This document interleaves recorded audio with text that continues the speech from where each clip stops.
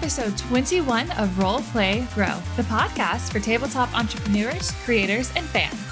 I am Courtney Stover of Lightheart Adventures, and in this podcast, we talk to the creators behind the brands and the tabletop roleplay gaming space about who they are and how they are turning their passion for gaming into a career.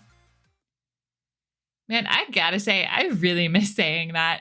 And just, hi. I know we had a bit of an unplanned hiatus, and it just kept stretching longer than I intended. The short version is that my laptop had to go in for repairs, and I was without it for a couple weeks, which meant rescheduling everybody's interviews. I had some personal and medical issues crop up, so it's just been a really chaotic month. But we are back, and I have some really great guests coming up. It also gave me some time to work on a few items behind the scenes, like updating Patreon awards and getting started on my handmade business or kind of leg of Lightheart Adventures. I don't think I've really talked about that much, but I am currently working on creating a bunch of D&D themed pet merch. Brenton is designing patterns based off of D&D classes that we are getting printed onto fabric. I'm making colors, bow ties, and bandanas, and I hope to be ready to launch them for sale soon. I'll have an upcoming episode soon where I talk about this in more detail, so definitely be on the lookout for that. But just know that we've got Warlock, Fighter, Rogue, a Forever DM pattern pretty much set and ready to go, and I'm just cranking away and sewing when I have the energy for it. Like I said, I also updated Patreon awards. So I've kind of revamped the Roleplay Grow specific awards. So if you don't know what I mean by that, we have two different tracks on our Lightheart Adventures Patreon. One of those tracks is for those of you who are more into Brenton's maps and adventures. And then there's the other track, which is for those of you that are more interested in this podcast specifically. Joining at the lowest tier for either track will get you access to updates, affiliate codes, and the ability to ask questions for upcoming guests on the podcast. And then the next podcast-related tier is for those of you who want to contribute a little bit more. And also, if you've got a shop that you would like us to promote, kind of the new rewards are around that. So we'll have a podcast supporters section on the website. And I will even give your shop a shout out on an upcoming episode and kind of help promote it and point people in your direction as a thank you for giving me your support. Like I said, it's been a busy month behind the scenes, and I'm really excited to share all of these updates with you over the next few weeks. But for now, let's talk about today's guest. Avé is the talented creator behind Avé Rivera Studio, where she makes gorgeous and nerdy pottery.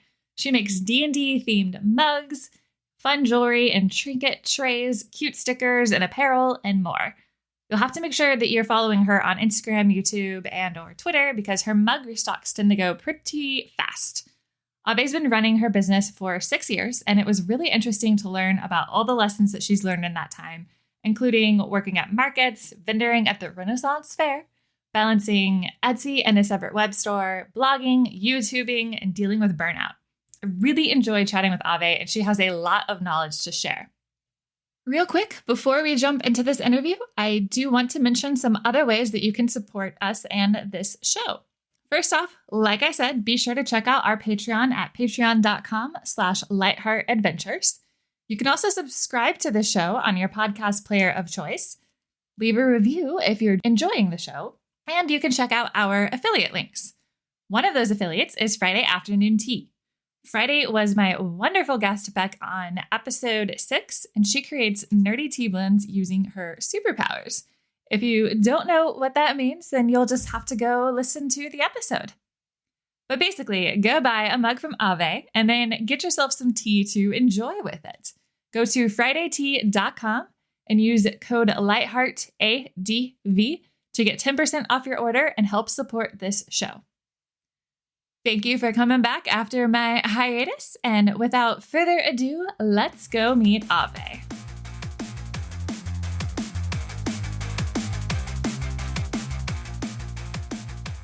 Today, I am joined by the very talented Avé of Avé Rivera Studios.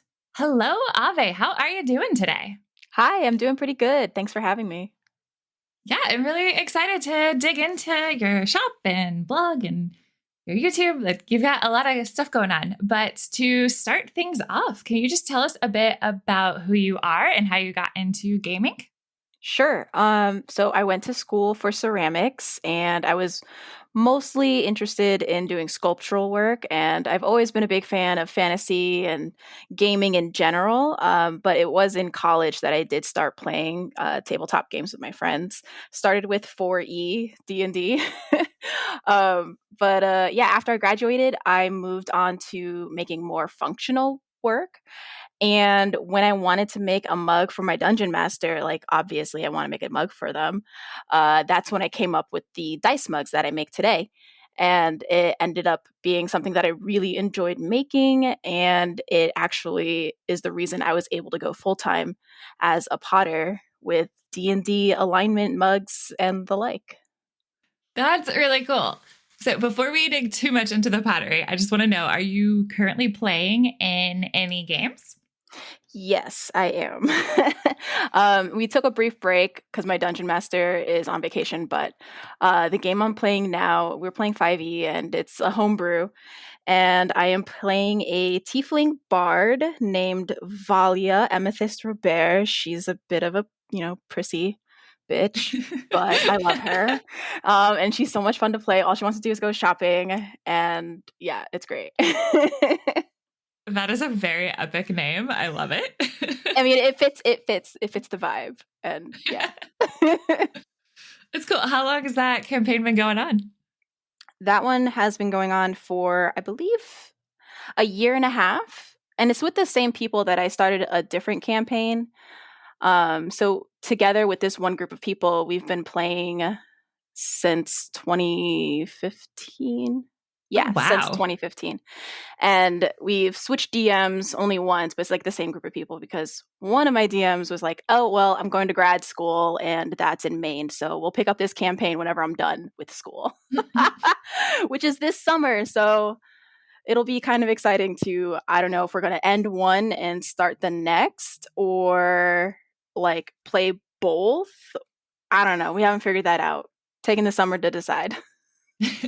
Yeah, that is a long break to have to pick up and like, hey, what did we do however many years ago?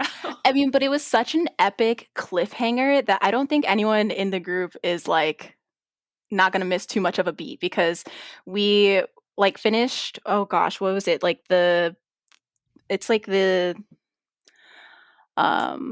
Temple of Doom, I think it's known as, or Temple of something, where it's just like it's basically meant to be a TPK, and we've actually escaped this temple thing and ended up in the Feywild, and it's just like such a cliffhanger of a moment where it's like, oh no, we have to go back before like the world ends, basically, and that's where we ended Oh with my gosh. destruction and like is our pet okay? Because we had a pet dragon at some point. They ended up in a different realm, you know, shenanigans. No big deal. We'll just not continue this story for a couple of years. It'll be fine. Yeah, totally. Wow. Okay. So I really hope that you get to pick that up and finish that story. That sounds like a good cliffhanger. Yeah, I hope so too. Okay, cool. So I want to dig a little bit more into what you said with the pottery. So you studied it in school, correct? hmm Okay. Yep, I went to Southern Connecticut State University and I tried a bunch of different things, but I landed on clay. So it was in college that I actually first worked with ceramics at all ever. So it was interesting. Yeah, I would love to just hear a little bit more about what that was like. Sure. Well, going into school, I was just as confused as any other 18-year-old would be about what do I do? Making a life decision. I'm too young for that, et cetera, et cetera. But I knew I wanted to do something artistic and I knew I wanted my own business. So I tried a bunch of different things. I've tried graphic design. I realized I don't really like sitting at a desk for that long. Tried jewelry, thinking like with Etsy, being in its infancy at the time that I was starting school, like, yeah, jewelry would be great. And I realized I don't really like working with metal. And then eventually, once I took a pottery class, I was like, oh, absolutely, I love this, because I've always liked 3D versus 2D things. And it was just a really fun medium, and the community in ceramics was so welcoming that I think that certainly helped me decide that, yeah, I absolutely love working with clay, and the community surrounding ceramics is kind of a universal thing, since it's such a communal experience, because most people don't fire a kiln by themselves unless if they have a home studio. Even like the practice of firing like a wood kiln, it takes more than one person. So it's really nice. It's fun. So you started it in school and realized that this was something you liked, and you were already thinking about wanting to start your own business? Mm-hmm. Yeah. So once I graduated, I was working part-time. Let's see, at that point, I was probably still at the pharmacy. I was like a pharmacy tech. So I was working part-time and trying to find my way selling pots, to eventually make it full-time if I could ever take it there. So I signed up for, the church basement type markets that you find popping up here and there for craft fairs and such like that. Found a really cool group of local makers called the Nutmeg Collective. They actually reached out to me, saying, hey, we see that you are a maker in Connecticut. Would you like to join our group? Because they, share, they share whatchamacallit, advice. That's the word. It's like a, rising tide lifts all boats kind of thing. So finding that group was really helpful in like navigating the market scene, in Connecticut. So once I was able to establish myself with some regular places to sell my work in person, that's kind of how the majority of my business grew. All the while trying to also figure out, how do I sell online? And right around when I started making the dice mugs, I think it was like 2018, 2019. That's right around the time that I took my business full time, because I was able to sell those consistently online while doing the markets. Okay. First, I want to say that is an amazing group name. It's just really cute. Yeah, well, it's the Nutmeg State, and I don't know, it's way better than Connecticut Collective. That's a mouthful. I'll be honest, I had no idea Connecticut was the nutmeg state. Okay. I mean, Connecticut's a very small state. Some people even question, is it even a state? But we're here. We exist beyond just, the space between Boston and New York. Fair enough. Well, that's really cool, though, that you were able to get connected with them. Yeah. Yeah. So just kind of going with timeline events, I'd love to know a little bit more about how you got set up for kind of selling in person with markets and things. Sure. So I am in like the New Haven County area, which is close to Yale. So there's a lot of art galleries and art events surrounding this county. So that was the first thing I did. There's one thing called Citywide Open Studios, and every October they have a different type of event every weekend, depending on which neighborhood and which type of event that you wanted to participate in. And that was one of the first markets that was like sort of a confidence booster, because it's just like my first really, really big event. Beyond that, holiday season was another time for me to try out a lot of different markets and finding the right ones. And it's not necessarily always about the size of the market, but maybe more so the vibe, not to overuse that word. But certain markets are like advertised more for the artisanal, independent, handmade only type markets, and those are the ones that I look for nowadays. Or, well, post pandemic, those are the ones I will be looking for. Right. And that I was looking for. Yeah, no, that makes a lot of sense. There's always such really cool stuff that you can find at those. Yeah, for sure. And then not all markets are created equal, because if you sign up for, let's say, like one of my friends does the garlic festival, like the main idea is garlic. It's not necessarily handmade goods, Right. even though they have like a section for that. people are going, maybe not for shopping, they're going to eat super fun garlicky food. Yeah, and I'd feel like you'd want to sell stuff that was all themed around that. Like, here's a garlic press. I don't know. Yeah. So I realize that you probably haven't done it in a while because of COVID, but when you are getting set up for a market, like, how do you decide what products you're going to bring? For the most part, I try to bring my top sellers, and beyond the dice mugs, I make a lot of really funny faces. 'Cause I really love cartoons. That's another one of my big inspirations. So I have these line of face cups. There's what I call them, I guess, that I guess if you could imagine like a mug that was animated for Adventure Time, that's what my mugs look like. They just have really simple, silly faces. And at one point, I was doing some fun designs on them. So those are easier to sell than trying to explain what does chaotic good mean. Because I say like, oh yeah, it's from Dungeons and Dragons. And then I have to go into this whole spiel when they're like, wait, what's that? Like from the 80s? Because they're still like, the general public doesn't know what D&D is quite yet, I guess still. But yeah, so I try to bring my top sellers and have a price range from anywhere from $15 and then upwards to about $60 to $70, per item. So just to make sure that I cover my bases in terms of what type of things might people be looking for. Yeah, that makes a lot of sense. And I guess that probably the group that is mostly going to art exclusive fairs is probably not as familiar with culture these days.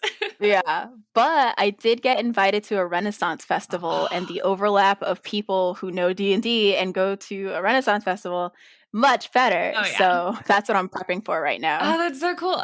Can I ask which Ren Fair? Sure, it's the Connecticut Renaissance Festival. So very simple name. It's pretty big and it's cute. I like it. Is that a Ren Fair that goes over multiple weeks? Yeah, so it runs from Labor Day weekend, including Labor Day, for 6 weekends. So into like mid-October. Okay, so are you going to be there for the whole fair? I'll be there every day. Oh my gosh. It'll be really fun. And I am required to dress up, which is probably the most exciting part for me. I love dressing up. It's so much fun. Oh my gosh. Yeah. I'm not going to lie. I'm a little jealous. It's been so long since I went to a good Ren Fair. And admittedly, I'm spoiled because before I lived in Oregon, I lived in Texas. So I got to go to the Houston Ren Fair. I've heard of that one. That one's kind of epic. It was so epic. I only was in Texas for like 4 years or whatever, but still, I was like, well, if you're going to go to one of the biggest in the country. Yeah. Well, I hope you have a lot of fun. That sounds like a fun, but also exhausting 6 weeks. So good luck. Thank you. Cool. So I would love to go a little bit more into just your online store. So I know that that's kind of a big step to take. Yeah. And I'd like to hear about how you went about setting that up. Sure. So when I was starting out with selling and everything, I did have an Etsy set up. And I've had an Etsy for a long time, but I've neglected it until I needed it. So when I was making pots more regularly and doing markets, I would list some things on my Etsy, kind of like, crickets waiting for things to sell. But afterwards, I'm like, I should really figure out why are things selling. So I researched things like SEO and trying to change my tags and titles and, basically optimizing my listing so that they can be found in search better. And that type of research was super, super helpful, especially when I did start making the D&D things, because like I said, I make like face cups, and not to say who's searching for face cups, they don't know what they're looking for. Like, how do you describe that in a search term? But if you have something like a dungeon master mug, that's something somebody could actually be searching for in SEO and Etsy search engine, whatever. So once I figured that out, I was like, okay, I really need to kind of run with this. And that's when I started filling out my store more and getting more consistent sales through Etsy, and then actually having to have shop drops And that was a sort of a weird change to me. Once I realized that people were waiting for listings to go up because they could see me working on social media, like, oh, cool, I just unloaded the kill and I'll get these up on Etsy. And I would do it more casually. And someone had messaged me saying, oh, I'm so glad I was able to snag it. I was waiting for you to list this. And at the time, I was a night owl. So I was up at like 3 o'clock in the morning, just like, la, la, la, la, la, let me put these up on Etsy, thinking like, oh, they'll be there for the next 2 months before someone buys them. But no, someone was actually like waiting. And I was like, let me actually do this properly at a time that isn't obnoxious. But yeah, so once I figured out the SEO and everything like that, I was able to grow my Etsy sales and do more organized, I guess, shop drops. And those have just kind of gotten bigger and bigger as my Instagram grew, especially over lockdown. So once I was realizing that I made enough sales that I didn't really want to be on Etsy anymore, is when I moved over to my own website. And that was kind of prompted by Etsy's forced free shipping. They were going to basically dock you in search. If you didn't have free shipping, you would show up lower in the search.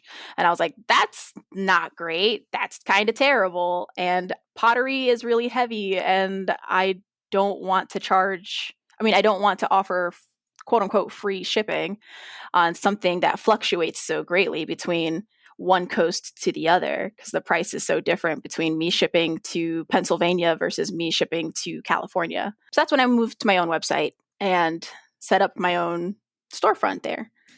Yeah, I have definitely heard some of those complaints, if you will, about Etsy's just how they are forcing people into free shipping now. But yeah, like, I'm curious, if you were starting all over, would you still start with Etsy or just go straight into having your own storefront? Well, it kind of depends. Before I made the switch, I wanted to make sure that I was driving enough traffic myself. And in Etsy, you can actually see your analytics, and you can see how many people are finding you through search and how many people are clicking through, let's say, Instagram or Twitter or wherever else. Instagram is my biggest following place. So most of the traffic, a little over 70% of the traffic, was being driven by my Instagram by the time that I moved off of Etsy.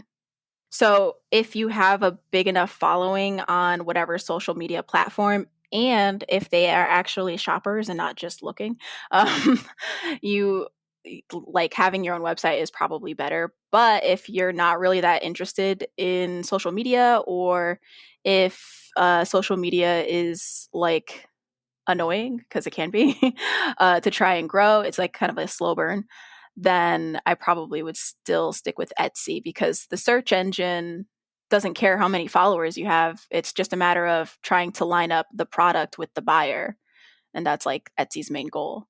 So even now, I still have an Etsy with a few things there just to try and snag some more new customers in case they, don't see me on social media or whatever. But yeah, I have both, but mostly all of my pottery is over on my Shopify site. Yeah, that makes a lot of sense. You make a lot of really good points with that for sure. Like, I know it's always so hard to get traffic to whatever platform. Yeah, for sure. And I know with like not Etsy, with Instagram's new, oh, we're not a photo sharing website anymore. I'm like, oh my gosh, now I have to make a lot of video content, which I like to make, but I like to make YouTube content. This is a little different than making reels and TikToks. Yeah. Like, oh, tell me everything in 60 seconds versus, hey, let me do a vlog. Right. Exactly. Mm-hmm. Yeah. Yeah. Well, I am going to take into asking questions about that. But something that I am really curious about is, I guess, looking back at the beginning of when you were still figuring out what you were going to make, what was going to be, or what items were starting to sell more and be more popular. Like, before you kind of had that data, how did you decide what to make, or like how much inventory to, like, if you're going to do a lot of chaotic good mugs, if you're just going to do a couple of them? Like, I'm just, I guess like what I'm curious about is that I know that when you're starting any kind of business, but especially one where you're handmaking a bunch of crafts, like it's hard to balance how much money you're spending out of pocket before you're making sales versus Mm-hmm. what you're like, want to have out there, but what you can afford to put out there. So just really curious about how you navigated that whole situation. Sure.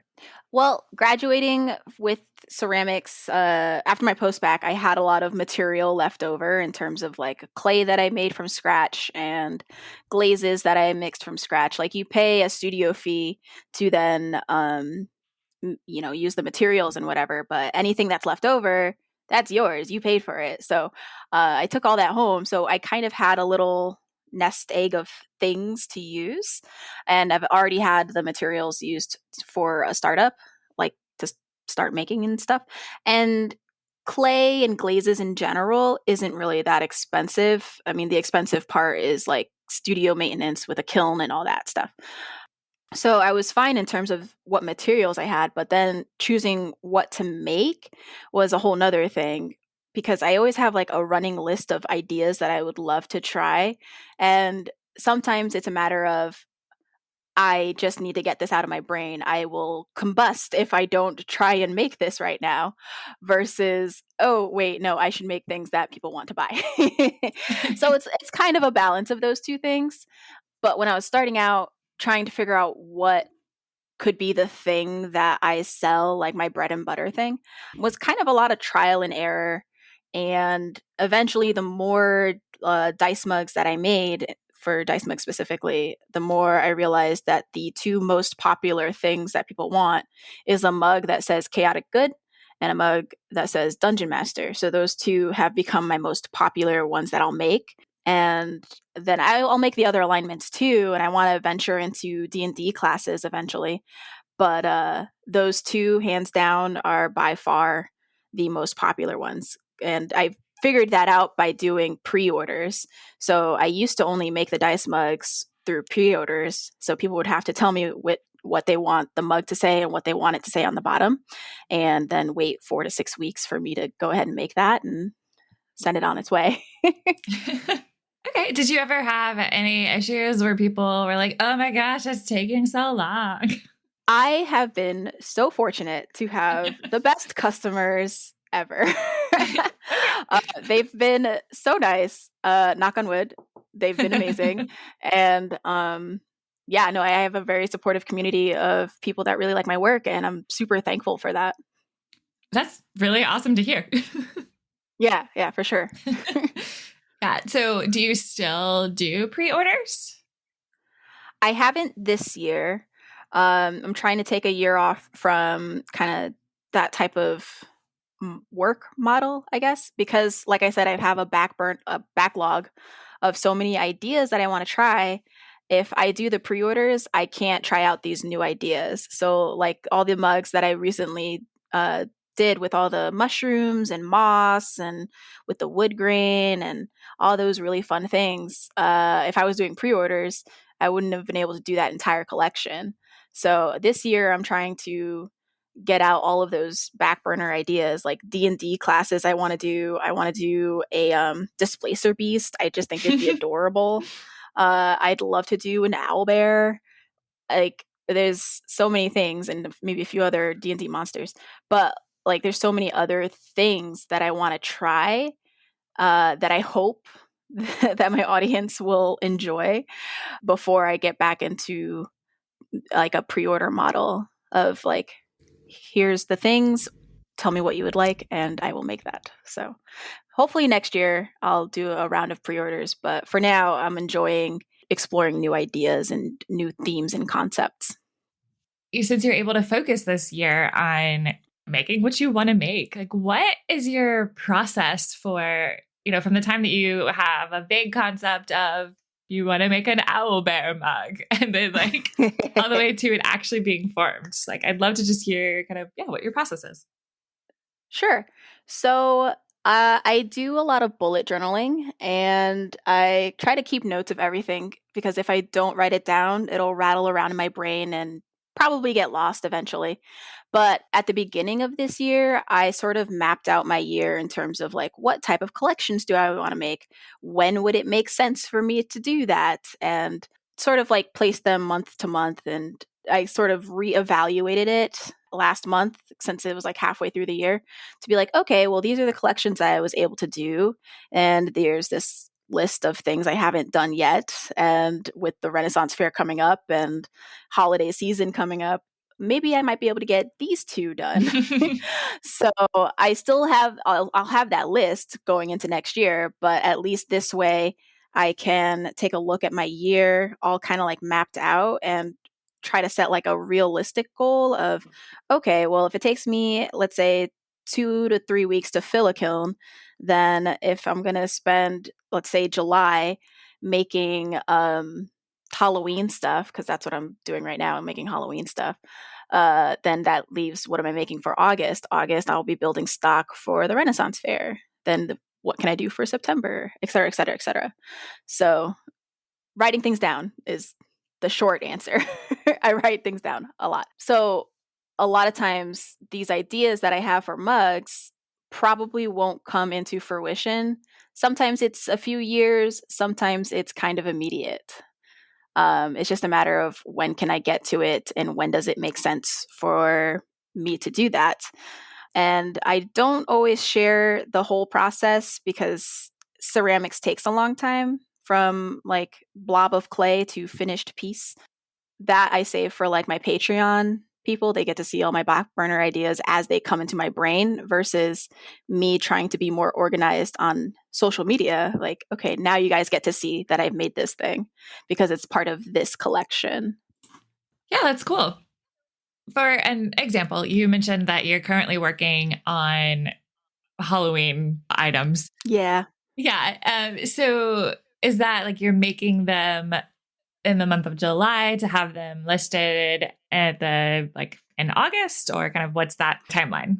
So July and August are traditionally very, very slow for sales. So I always take the summer months to build up stock for the busy season. So July and August, I want to build up my stock of Halloween mugs because I sold out far too quickly last year and I didn't get to make as many things as I wanted to. So I do like a run of pumpkin mugs. I do some zombies, some bats and cats, a few cauldrons. You know, I just really I love Halloween. Oh my gosh. So I want to make sure that I have enough stock this year before I forget and it's too late and I'm trying to sell Halloween mugs on like the 25th of October. So I'm like, well, I'm going to start making them now and hold them off to the side, but at least I know that I have them. So those mugs probably won't be released until September or October. I have to see how the Renaissance Fair goes because I'll probably bring some of my Halloween stock to the Renaissance Fair as well. That is awesome. Like, that's really smart to just have that, like when you have the time, like yeah, I love that. And I know like a lot of people are kind of freaking out about sales, especially with like people being able to go back to somewhat of a normal outing type stuff, basically spending time outside and not at home buying things online. Mm-hmm. I know a lot of my friends are kind of like, oh no, freaking out about sales, etc., whatever. But it's always been slow. I've been a business for, I think this is like my 6th year and 3 years full time. July and August, or June, July, and August are always super, super, super slow in terms of online sales. But September through December are going to be like super amazing. So as long as I have the stuff for it, I'll be fine. I used to run fulfillment for a jewelry and accessory company, and it was the same thing. You know, like summer was hard. Yeah, all across the board. It's like, so I hope anyone who's new isn't freaking out too much, but it's a good time to use these slower months to prepare for what's going to be super, super busy. Yeah, get ready for those holidays. Yeah, not to freak anyone out talking about Christmas, but it's coming. And people start to shop so early. Yeah, I've had people starting to shop for Christmas in October, and I wouldn't be surprised if it happens sooner. Mm-hmm. I bet it did last year because people were home and bored. Yeah, probably. Hey, entrepreneurs! I love introducing you to new creators every episode, but I could really use your support. I would love to invite you to join our Patreon page, where you'll gain access to behind-the-scenes content, add your questions to upcoming interviews, and you could even receive a shout-out on our site in an upcoming episode. To learn more, go to lightheartadventures.com/RPG. And now, back to the show. Are you renting a studio space? Do you have that set up in your home? What's that like? Oh, I have a home studio, which is super great. When I first started, I was renting space from my friend's garage. My friend, who was also one of my dungeon masters, so that was great. I could be like playing D&D and firing pots throughout the session because we played at his house. But I was renting space in his garage and using his kiln. And then when I moved into the home that I am currently in, the basement space already had the electrical hookup for a kiln. So I was able to set one up in the basement of my home and basically have almost the whole basement for my studio space. Okay, I'll be honest, the last time that I used a kiln was like very early school. So what does that require for setting up? Do you just need the electrical to be the right voltage? Well, you have to make sure that whatever floor and walls are near it are rated for the heat. Not that it gives off a lot of heat, but you don't want something like wood or anything super flammable nearby your kiln. And the plug that it needs is a higher voltage than like a regular standard plug. So the type of plug that you would use for your washer or dryer, the same type of plug as that. And you also have to make sure that your house is receiving, I guess is the best way to say it, is receiving the amount of electricity it needs in order to run that. So if I already have a plug that was rated for the dryer, I already know that I have the electricity required to run my kiln because it's pretty close in terms of setup. That's a lot simpler than I imagined. Yeah, I know kilns freak people out. It does get real hot, but if you know how to use a microwave, a kiln isn't too far off. Fair enough. What other kinds of materials and equipment did you have to invest in to be able to set up your own home studio? Let's see. Well, after I have the kiln in my clay, I actually slab build, which is different from throwing. I know most people see like a potter's wheel and, the clay spinning and all that stuff, but I like throwing, but I like hand building more. So hand building is when you're doing coil pots or rolling out slabs, and forming the pot without a potter's wheel is hand building. So I did get a slab roller, which is basically like a giant pasta machine, but for clay. I made sure I got enough tables, and the next big investment was really the glazes, because I wanted to have my own, I guess you can say, like a library of glazes that are in big buckets, and those are expensive because you're buying like 10 gallons or 5 gallons. Yeah, not 10 gallons. 10 pounds dry equaling about 3 to 5 gallons of glaze at a time, and each bucket is around 80 to sometimes $100+ depending on the materials used to make that color. So if you imagine, I want like 3 or 4 colors, okay, well that's like $500 of glaze to try and buy. So slowly but surely I'm adding more and more colors to my repertoire of glazes. So that way I can make super colorful and wonderful things. So it's just like, a little bit here and there. Anytime I have a little extra from the shop update, just like, okay, I can buy another color if I want, or, here and there. But most of the tools that I use to make things, like the hand tools, I already had from school and stuff. Cool. Yeah, like that's always the tricky part, I guess, of balancing. Okay, I need my own income, but I really want to buy more things to make more things. Yeah. I mean, that's really cool that you were able to start off with some supplies from school, that you had some leftovers. Yeah, it wasn't too bad. If any art student knows that, like, yeah, in order to do art in college, they make you buy your own things. So same sort of thing. How often are you doing shop updates? Lately it's been about one every other month. The more time consuming stuff, like with all the little sculpture bits, take a lot longer than I guess I'd say like my main dice mugs and stuff. So I've been doing, yeah, just about every other month has been this year. And I'm sure it varies depending on the complexity of the items you're putting up, but is there like a certain amount of items that you're aiming for each time you update or? Yeah, this last shop update, I had about 50 items. The one before that, I had about 80 something because I did two firing cycles. So I try to have at minimum about 50 items for sale, ranging from, just to have a nice price range available and objects, different types of objects, because people will be like, oh, I have too many mugs. Okay, well, I have a trinket dish or an incense burner. Just to, have some variety there. I feel like around 50 items has been pretty good, although I feel like coming up into the holiday season and stuff, I will aim for more because it'll be a bigger buying season for sure. Yeah, that makes sense.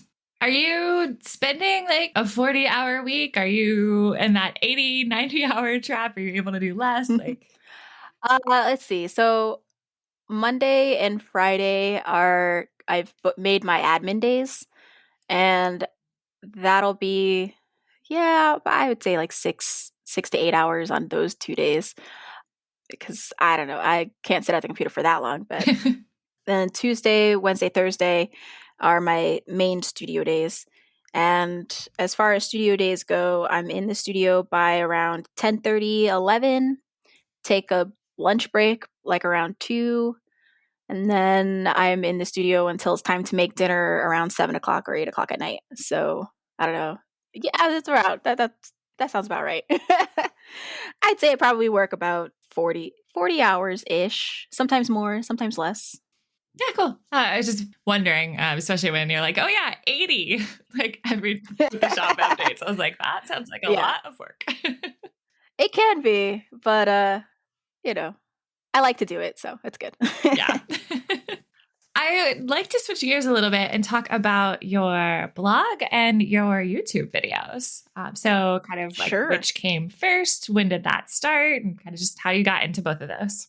Sure. So, blogging is something that I've done ever since high school, back in those live journal days. Oh my gosh.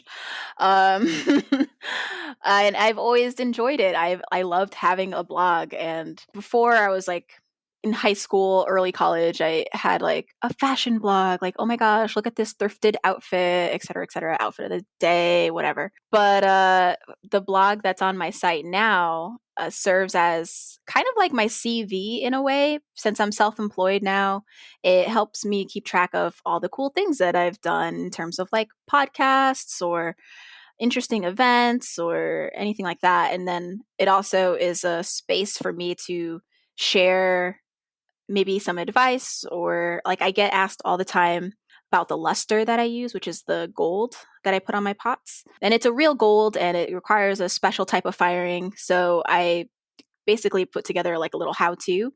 So anytime I get those types of questions, I can lead people over to that blog and be like, hey, here's an article, like post that I wrote about it, so that if you have questions, hopefully they're answered there versus messaging me, DMing me on Instagram, trying to answer the same thing a jillion times and I'll forget to mention something.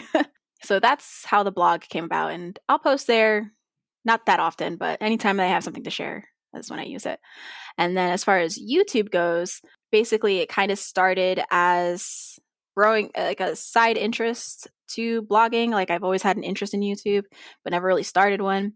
And I wanted to start one with studio vlogs in sort of the same reason why I like to blog, is to kind of like share all the cool things that are happening in my life so I don't forget these sort of things. And maybe it'll help someone else who's a budding potter who's like, how did she navigate these types of things? And that could be a resource for other people. But also, I watch a lot of studio vlogs while I'm working, and it's kind of like having someone like in the studio with you and they're also working. So I think it's like called doubling or something, where as long as someone else is working, it's easier for you to work.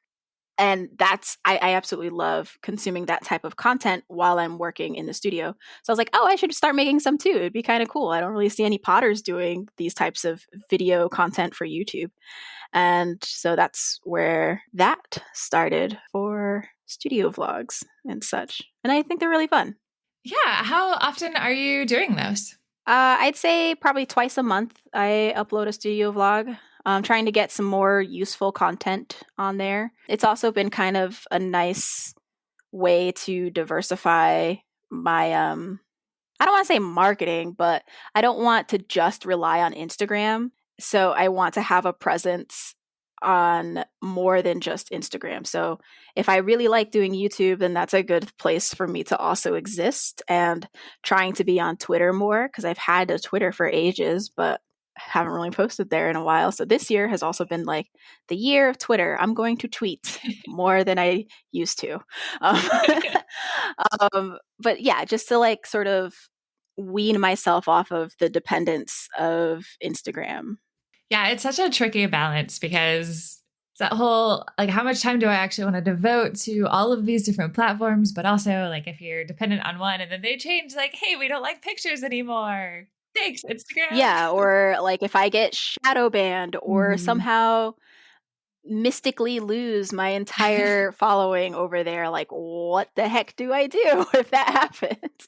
So it's nice to have a presence on something other than just like one place, you know what I mean? Gotta love those algorithms changing every week. All the time. They change so much.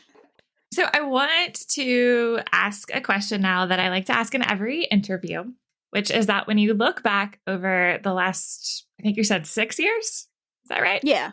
That's really impressive. Yeah. So when you look over the last 6 years, what would you say has been the most challenging part? Oh, easy. Recovering from burnout. I, I know artists face burnout all the time. And I don't know. I think it's part of the culture in the United States to like prioritize work at such a high level. And especially in the entrepreneurial space, it's all about hustle, hustle, hustle. Oh my gosh. And like bragging that you didn't sleep is like a thing. That's so unhealthy. And I've always had the thought that, yes, this is unhealthy. Like these are not good habits. But saying that and then actually breaking those habits are two totally different things. So, like, throughout my college career and growing up and everything, like, I've had a job, at least one job since I was 16, and then to go to school full time. And then I had three other jobs to pay for school. And I was used to the go, go, go, don't sleep, party and work, work, work, a lot of work. Just like that type of lifestyle of never resting. And I think it was the end of 2019, I burnt out like severely. It was the end of the holiday season.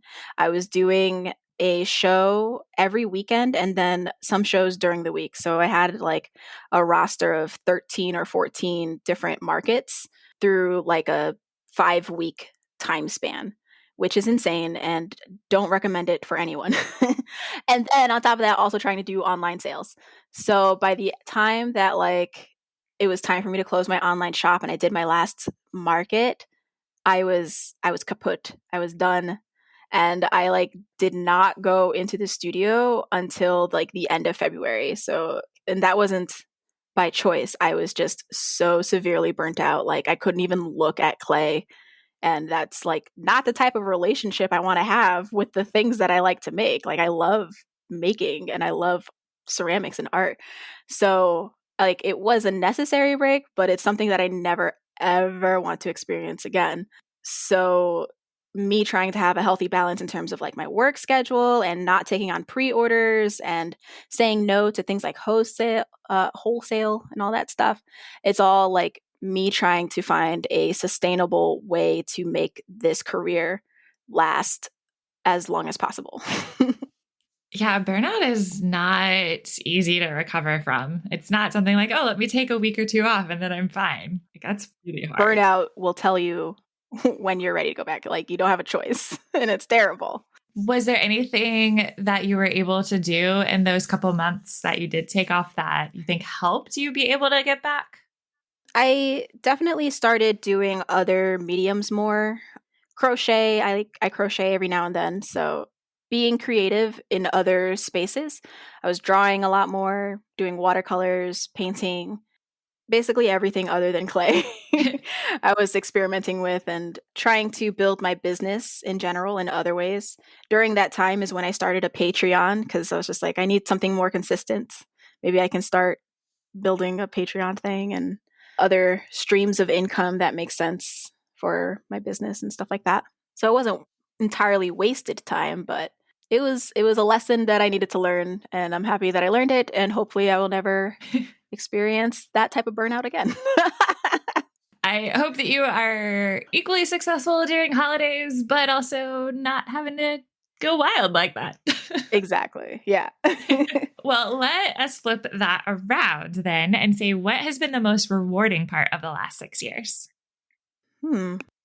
I think it would have to be my first Renaissance Fair experience. I was invited as a guest, and I hadn't ever vended at a show that big. I've been to Renaissance fairs, but like vending at a cool indie market is different than vending at like a big Renaissance fair.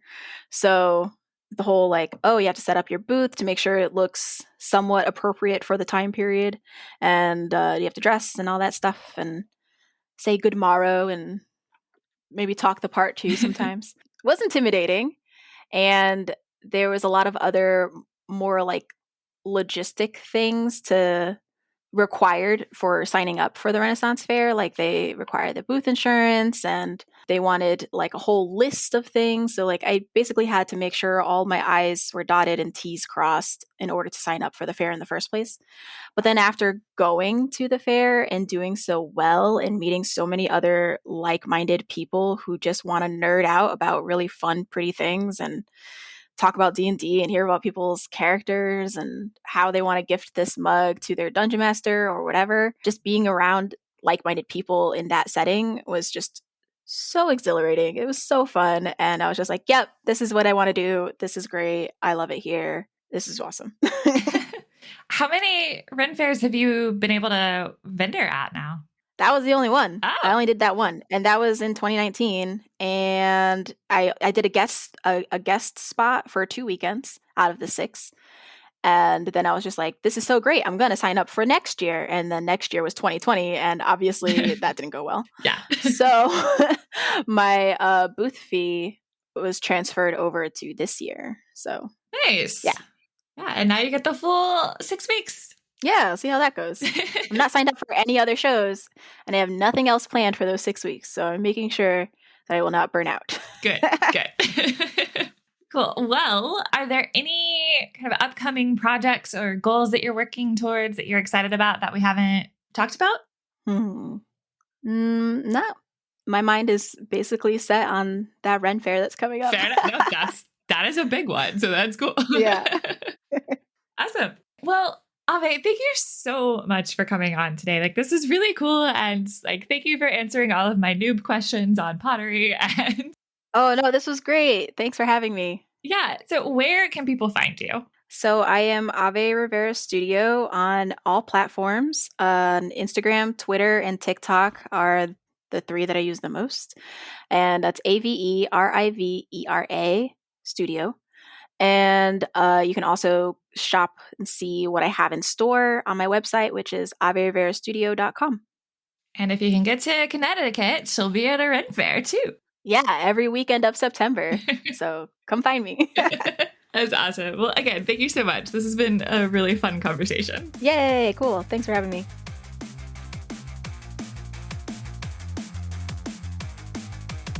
You just finished another episode of Role Play Grow. To check out the show notes from today's episode, you can go to lightheartadventures.com/RPG. To keep up with every episode, please subscribe on your podcast player of choice. And if you're enjoying the show, I would absolutely love if you would leave me a review and share this episode with your friends. Your review might even get featured on an upcoming episode. To follow me on Twitter, you can either find me at LightheartADV for our business account, or at KetraWCR for tweets on gaming, my dog Bowser, and other random shenanigans.